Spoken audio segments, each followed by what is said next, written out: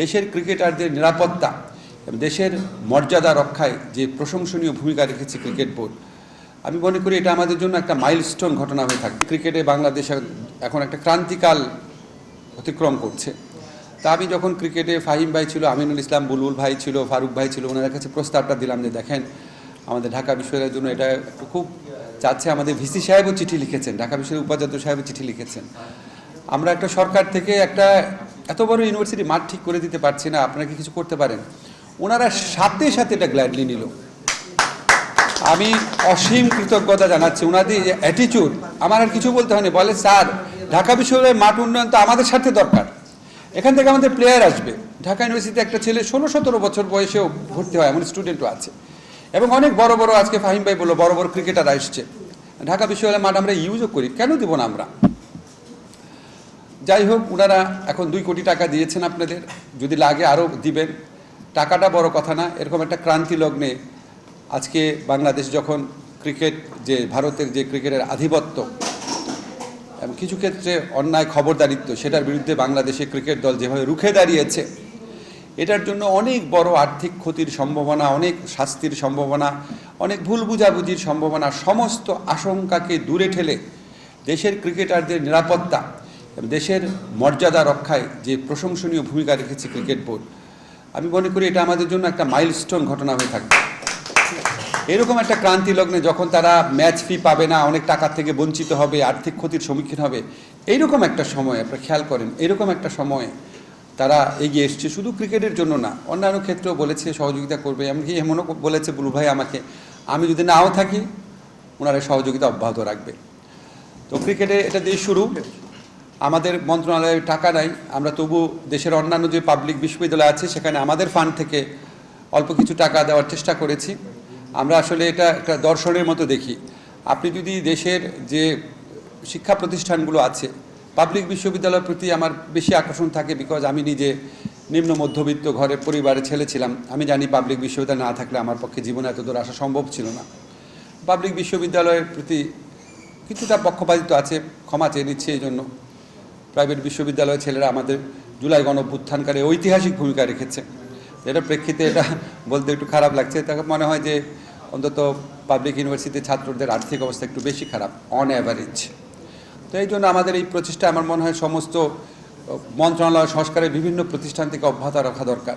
আমি আপনার সরকারের বিভিন্ন মন্ত্রণালয়ে ছিলাম, আমি আপনাদের কাছে বিস্ময়কর কিছু তথ্য দিই। আমাদের এক একটা মন্ত্রণালয়ে হাজার হাজার কোটি টাকা আছে। আমাদের আইন মন্ত্রণালয়ে যে রেজিস্ট্রার অফিস আছে, এখানে 1600 কোটি টাকা ছিল।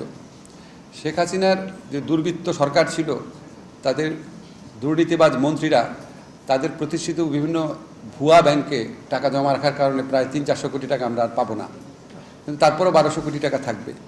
কিন্তু এই সমস্ত প্রতিষ্ঠানের কোনো ইয়ে নাই, টাকাটা পড়েই আছে। খুবই নির্দিষ্ট খাতে খরচ করতে হবে। ওয়াই? আমাদের সিএসআর যে রেসপন্সিবিলিটি থাকে, কর্পোরেট সোশ্যাল রেসপন্সিবিলিটি থাকে, সেরকম সরকারের রেসপন্সিবিলিটি থাকতে পারে না? আমার প্রতিষ্ঠানের কাছে যদি টাকা থাকে, আমি যদি একটা পাবলিক প্রতিষ্ঠানকে 2%, 1% করে টাকা দিতে পারি, সমস্যা কোথায়?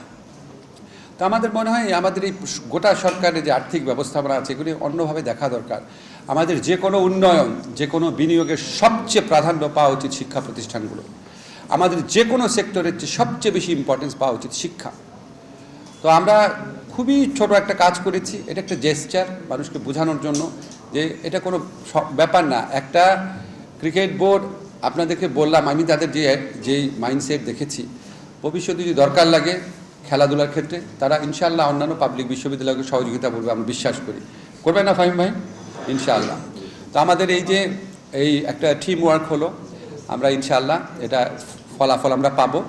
আমরা এগুলি ছোট ছোট উদাহরণ, কিন্তু অনেক বড় বার্তা ক্যারি করে, যে একসাথে থাকলে সবাই একে অপরকে সহযোগিতা করলে। দেখেন আমরা একজন এক ইউনিভার্সিটিতে, একজন এক প্রতিষ্ঠানে, একজন এক দলে, একজন এক ধর্মে, কিন্তু আমরা তো সবাই বাংলাদেশের মানুষ। তার চেয়ে বড় কথা হচ্ছে আমরা তো মানুষ, আশরাফুল মখলুকাত। এটা তো মূল পরিচয়। তো আমরা যে যাকে পারি যদি হেল্প করতে পারি, একসাথে কাজ করতে পারি, ইনশাল্লাহ আমরা আরও বড় বড় কাজ করতে পারবো। আসছি, আমি এই দায়িত্ব নিতেও চাইনি, কারণ আমি দুইটা অনেক বড় মন্ত্রণালয় নিয়ে ব্যস্ত ছিলাম। ল মিনিস্ট্রি একটা ম্যাসিভ মিনিস্ট্রি, প্রবাসী কল্যাণ একটা ম্যাসিভ মিনিস্ট্রি, এছাড়া অন্য অনেক অনেক অনেক কাজ করতে হতো, সব বলাও যায় না। তো আমি এটা নিতে চাইনি, এটা নিতে হয়েছে। তো তো আমার স্পোর্টস আমার খুবই বড় প্যাশন, আমি নিজে এখনও খেলি। আমি মনে করি খেলা একটা তরুণকে, যে কোনো মানুষকে অনেক খারাপ অভ্যাস থেকে দূরে রাখতে সাহায্য করে। এটা মানুষকে সুনাগরিক হিসাবে, ডিসিপ্লিন হিসাবে গড়ে তোলার ক্ষেত্রে অনেক ভূমিকা রাখে। আমার অনেক অনেক বড় প্যাশন আছে। আপনি দেখবেন জেনারেলি আমি বিশ্বাস করি যারা খেলাধুলা করে, যারা খেলাধুলা করে না তাদের চেয়ে একটু সিম্পল মানুষ। যাই হোক, আমি প্রথমে যুব উন্নয়ন অধিদপ্তরে গিয়েছি, যুব উন্নয়ন একাডেমিতে গিয়েছি, মহিলা ক্রীড়া সংস্থা আছে, সবগুলা জায়গাতে গিয়েছি। ওনাদের কথা শুনে অনেক কিছু নোট করেছিলাম। বিকেএসপিতে গিয়েছি, কিছুই করতে পারেনি ধরতে পারেন। এখানে আপনার একটা গত সরকার আমলে মন্ত্রীরা কাত্তীয় একটা রেস্টুরেন্ট বানিয়ে দখল করে রেখেছিল, বিশাল বড় জায়গা। সেই জায়গাটা খালি করিয়েছি, সেখানে আমাদের কমন কম্পিটিশন হবে, অনেকগুলো ফেডারেশনের জন্য জায়গার ব্যবস্থা করা হয়েছে। কিছু কিছু ফেডারেশনকে আর্থিক অনুদানের ব্যবস্থা করা হয়েছে, এটা খুব বড় কিছু না। আমরা যুব উন্নয়নের কারিকুলাম আছে সেটা চেঞ্জ করার জন্য একটা তাগিদ দিয়ে রেখেছি। তারপর বিকেএসপিতে আমরা একটা আপনার যারা স্পেশাল ট্যালেন্ট আছে তাদেরকে একটা বয়সের পর স্পেশাল কেয়ার দিয়ে ন্যাশনাল স্পোর্টস ইনস্টিটিউট টাইপের টেম্পোরারি করাটা আপনি জানেন শুরু হয়েছে কাজটা। যুব উন্নয়ন অধিদপ্তরে যে আপনার আমাদের ফ্রিল্যান্সিং যে ইয়েটা আছে খুব জনপ্রিয় হচ্ছে, এটা আমরা একটা প্রজেক্ট গ্রহণ করেছি, অল্প কাজ হয়েছে। তবে আমি মনে করি কি, আমি একটা জিনিস মনে করি, ভবিষ্যতে যারা ক্রীড়ামন্ত্রী আসবেন তাদের একটা জিনিস বিবেচনা রাখতে হবে। আপনি ক্রীড়া ক্ষেত্রে একটা খেলাকে প্রাধান্য দিবেন শুধু এটা বৈশ্বিক বাজার আছে দেখে, আর বাংলাদেশের মানে মাঠের চরিত্রে যে খেলাগুলো সেটাকে গুরুত্ব দিবেন না, এটা ঠিক না। যেমন আমি যদি 5 বছর স্পোর্টসের দায়িত্বে থাকতাম, আমি কাবাডি খেলাকে গুরুত্ব দিতাম, এটা আমাদের ঐতিহ্যের অংশ। আমি ফুটবলকে অনেক বেশি গুরুত্ব দিতাম। আমরা যখন বড় হয়েছি নিয়াজ ভাই, আমরা মানুষকে ফুটবল খেলতে দেখতাম। ক্রিকেট আমাদের অনেক সাফল্য এনে দিয়েছে, অবশ্যই ক্রিকেটের প্রতি আমাদের সর্বাত্মক গুরুত্ব থাকবে, কিন্তু অন্য খেলাকে আমি অবহেলা করব কেন? আমি দাবার খুব গুরুত্ব দিতাম। দাবা একটা মানুষের মানসিক বুদ্ধিবৃত্তি বিকাশে অনেক ভূমিকা রাখে। কিন্তু আমার কাছে মনে হয় কি, আমাদের স্পোর্টসের ক্ষেত্রে মূল ইয়েটা থাকে হচ্ছে আপনার বাণিজ্যিক ব্যাপারটা, অর্থনৈতিক ব্যাপারটা, প্রচার কতটুকু হচ্ছে সেটা। কিন্তু আমার মনে হয় স্পোর্টসের দায়িত্ব হওয়া উচিত কত বেশি তরুণ সমাজকে, কিশোরদেরকে, বালকদেরকে, বালিকা কিশোরী প্রত্যেকে স্পোর্টসে কত ফেসিলিটিস করা যায়, কত বেশি মাঠ করা যায়, কত বেশি সরঞ্জাম দেওয়া যায়। আমি ইংল্যান্ডে পড়াশোনা করেছি, আমি দেখতাম প্রত্যেকটা ছোট ছোট পাড়াতে কত যে মানুষ ফুটবল খেলতো আপনার, এবং প্রত্যেকটা জায়গায় ক্লাব আছে। আপনারা জানেন ইংল্যান্ডে 10টা টায়ারে ফুটবল খেলা হয়। আপনার সবচেয়ে ছোট টায়ারে যে ফুটবল খেলা হয় সেখানেও সবাই 2000-3000 অন্তত দর্শক পায়। এত বেশি সবাইকে ইনভলভ রাখে। যখন সুস্থ বিনোদন থাকে তখন মানুষ অসুস্থ বিনোদনের দিকে যায় না। তো সেটা দীর্ঘমেয়াদী কাজ, এটা পরে যদি স্পোর্টস মিনিস্টার যারা আসে করতে পারবে।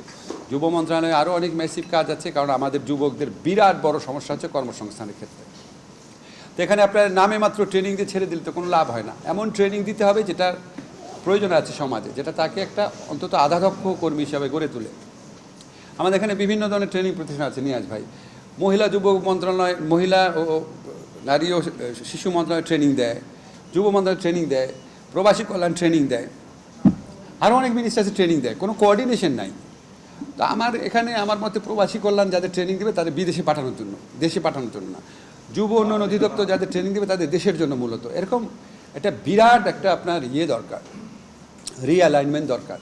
যুব উন্নয়ন মন্ত্রণালয়ের অনেক অনেক অনেক কাজ করার আছে। আসলে কাজ সব জায়গায় করার আছে, যদি করতে চায় মানুষ। দেখেন আমরা এই যে ঢাকা বিশ্ববিদ্যালয়ে একটা হলের যদি আপনার জাস্ট খাওয়া দাওয়ার সমস্যা দূর করা যায়। আমি জানি না, আমি নিয়াজ ভাইয়ের বাসায় দিন দাওয়াত খেতে গেলাম, তো উনি আমাকে বললাম, নিয়াজ ভাই, আমি যখন ইন্টারন্যাশনাল হলে প্রভোস্ট ছিলাম, একটা কথা বারবার আমি প্রভোস্ট কমিটিতে বলতাম যে আপনারা ছাত্রদের যখন সিট দিবেন ফার্স্ট ইয়ারকে দিবেন প্রথম, তাইলে ছাত্র রাজনীতিতে ছাত্রদেরকে যে ব্যাপকভাবে অপব্যবহার করে এটা সুযোগ কমে যাবে। কারণ ফার্স্ট ইয়ার স্টুডেন্টরা সবচেয়ে ভালনারেবল থাকে, সে সিট পাওয়ার জন্য অন্য একজনকে মারতে রাজি আছে, সে সিট পাওয়ার জন্য যেটা বিশ্বাস করে না সেটা জয় বাংলা বলা যেতে পারে সেখানে। কিন্তু একটা ছেলে যখন ম্যাচিওর হয়ে যায় 3rd ইয়ার 4th ইয়ারে, তখন ঢাকা শহরে অনেক কিছু সে চিনে, টিউশনি করে, অনেক জায়গায় চিনে, তাকে এক্সপ্লয়েট করা তো সোজা না। কতবার যে প্রবোস্ট স্ট্যান্ডিং কমিটি একটা কথাই আমি বলতাম, কেউ বিরোধিতা করতো না, কিন্তু পাত্তাই দিত না পরে আর। কারণ ওনারা তো রাজনৈতিক দলের তল্পিবাহক ছিলেন। ফার্স্ট ইয়ারের ছেলেকে দিয়ে সবচেয়ে বেশি অ্যাবিউজ করানো যায় রাজনীতিতে। তো ফার্স্ট ইয়ারের ছেলেকে সিট ওনারা দিবেন কেন? দিলে তো ওনাদের মাস্টার দলগুলো হবে। তো নিয়াজ ভাই আমাকে জানালো সেদিন ওনার বাসায় যখন দাওয়াত খেতে গেলাম, ঢাকা ইউনিভার্সিটি অথরিটি এখন যেইভাবে সিটি অ্যালট দেয় ফার্স্ট ইয়ারের ছেলেদের দেয়। দেখেন কত ছোট্ট একটা ডিসিশন, দেখেন এটা কত ভালো একটা ইম্প্যাক্ট হবে। এরকম বিভিন্ন আপনার অভিজ্ঞতা হয়েছে, এই আর কি। আপনারা অলরেডি বিকেএসপি ভিজিট করেছেন বা ফাইলও আসলে বিকেএসপিতে ছিলেন, আসলে বিকেএসপিতে আসলে আপনার স্পেশালি বিকেএসপিতে কি মনে হলো ভিজিট করে আসলে? আমি আপনাকে বলি, আমার বিকেএসপিতে মনে হয়েছিল কি বিকেএসপিতে অনেক অনেক ফেসিলিটিস আছে। বিকেএসপিতে আমার যেটা ইয়ে ছিল যে ন্যাশনাল স্পোর্টস ইনস্টিটিউট করতে তো অনেক টাইম লাগবে, তো ওইখানেই একটা আপনার সেন্টার অফ এক্সেলেন্স টাইপের কিছু করা যায় কিনা। ফুটবল আর্চারি টেবিল টেনিস এখন এটা তো স্বল্প উদ্যোগে স্বল্প পরিসরে শুরু হচ্ছে, আরও বড় পরিসরে করতে চেয়েছিলাম। তো ক্রিকেট কন্ট্রোল বোর্ডের কাছে একটা বড় অঙ্কের টাকাও চেয়েছিলাম, তো আমার বিশ্ব ক্রিকেটের অবস্থা দেখে ওইটা নিয়ে আর ইনসিস্ট করতে ইচ্ছা করে নাই। কিন্তু আমি ওনাদের মধ্যে যেই সদিচ্ছা দেখেছি, ওনারা অন্যান্য স্পোর্টসের উন্নয়নের জন্য, প্রতিষ্ঠানের উন্নয়নের জন্য মাঝে মাঝে কিন্তু টাকা দেন, মাঝে মাঝে প্রায়ই টাকা দেন, এবং আমি তো অনেকে জানেন না। তো আমার মনে হয় ওনাদের যদি একটা সুশক্ত পলিসি থাকে যে আমরা অন্তত এই 2-3টা প্রতিষ্ঠানকে উন্নয়ন করবো, 2-3টা স্পোর্টসকে, তাহলে কাজগুলো সুবিধা হবে। আর বিকেএসপি একটা অত্যন্ত দক্ষ প্রতিষ্ঠান, আপনারা ওখানে নিজেরা সাংবাদিকরা গিয়ে দেখবেন, এখানে যারা আপনার দায়িত্ব নেন আর কি, খুবই মেটিকুলাসলি দায়িত্ব পালন করেন। মানে আপনার গেলে ভাল লাগবে, যাওয়ার পথটা খুবই খারাপ, কিন্তু ভেতরে ঢোকার পর মনটা ভালো হয়ে যায়। ঠিক আছে।